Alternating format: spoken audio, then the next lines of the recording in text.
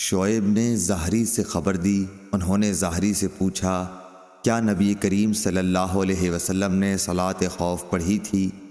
اس پر انہوں نے فرمایا کہ ہمیں سالم نے خبر دی کہ عبداللہ بن عمر رضی اللہ عنہ نے بتلایا کہ میں نجد کی طرف نبی کریم صلی اللہ علیہ وسلم کے ساتھ غزوہ ذات الرقاع میں شریک تھا۔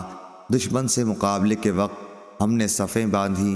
اس کے بعد رسول اللہ صلی اللہ علیہ وسلم نے ہمیں خوف کی نماز پڑھائی، تو ہم میں سے ایک جماعت آپ صلی اللہ علیہ وسلم کے ساتھ نماز پڑھنے میں شریک ہو گئی اور دوسرا گروہ دشمن کے مقابلے میں کھڑا رہا۔ پھر رسول کریم صلی اللہ علیہ وسلم نے اپنی اقتداء میں نماز پڑھنے والوں کے ساتھ ایک رکوع اور 2 سجدے کیے۔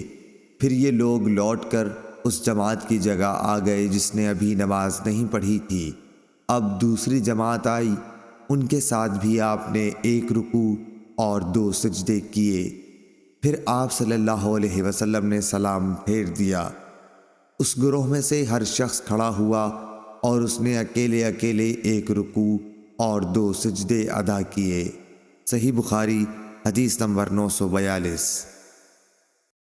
یحییٰ نے بیان کیا، انہوں نے کہا کہ ہم سے ابن جریح نے بیان کیا، ان سے موسیٰ بن عقبہ نے، ان سے نافع نے، ان سے عبداللہ بن عمر رضی اللہ عنہ نے مجاہد کے قول کی طرح بیان کیا کہ جب جنگ میں لوگ ایک دوسرے سے گٹ جائیں تو کھڑے کھڑے نماز پڑھ لیں۔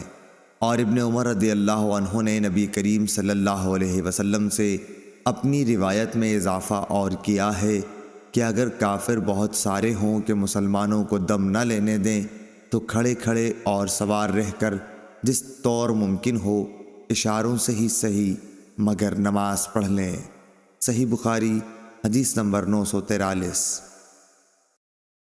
محمد بن حرب نے زبیدی سے بیان کیا، ان سے زہری نے، ان سے عبید اللہ بن عبداللہ بن عتبہ بن مسعود نے، ان سے عبداللہ بن عباس رضی اللہ عنہ نے کہ نبی کریم صلی اللہ علیہ وسلم کھڑے ہوئے اور دوسرے لوگ بھی آپ صلی اللہ علیہ وسلم کی اقتداء میں کھڑے ہوئے۔ حضور صلی اللہ علیہ وسلم نے تکبیر کہی تو لوگوں نے بھی تکبیر کہی۔ آپ صلی اللہ علیہ وسلم نے رکوع کیا تو لوگوں نے آپ کے ساتھ رکوع اور سجدہ کر لیا تھا۔ وہ کھڑے کھڑے اپنے بھائیوں کی نگرانی کرتے رہے اور دوسرا گروہ آیا جو اب تک حفاظت کے لیے دشمن کے مقابلے میں کھڑا رہا۔ بعد میں اس نے بھی رکوع اور سجدے کیے۔ سب لوگ نماز میں تھے لیکن ایک دوسرے کی حفاظت کر رہے تھے۔ صحیح بخاری حدیث نمبر 944۔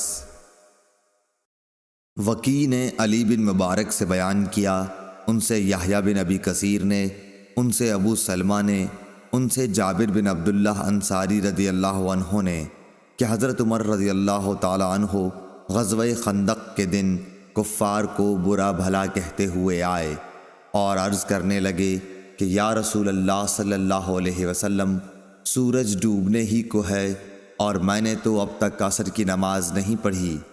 اس پر حضور صلی اللہ علیہ وسلم نے فرمایا کہ باخدا میں نے بھی ابھی تک نہیں پڑھی۔ انہوں نے بیان کیا، پھر آپ بطحان کی طرف گئے جو مدینہ میں ایک میدان تھا۔ وضو کر کے آپ نے وہاں سورج غروب ہونے کے بعد عصر کی نماز پڑھی، پھر اس کے بعد نماز مغرب پڑھی۔ صحیح بخاری حدیث نمبر 945۔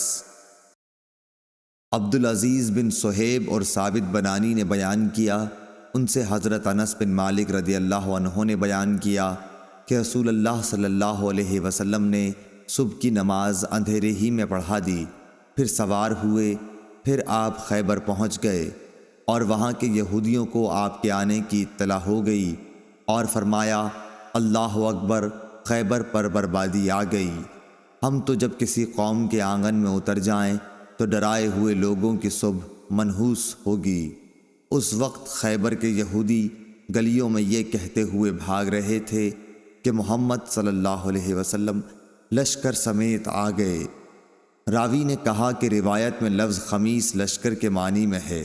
آخر رسول اللہ صلی اللہ علیہ وسلم کو فتح ہوئی، لڑنے والے جوان قتل کر دیے گئے، عورتیں اور بچے قید ہوئے۔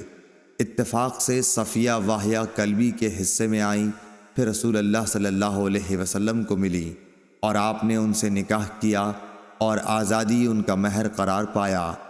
عبدالعزیز نے ثابت سے پوچھا، ابو محمد، کیا تم نے انس رضی اللہ عنہ سے دریافت کیا تھا کہ حضرت صفیہ کا مہر آپ نے مقرر کیا تھا؟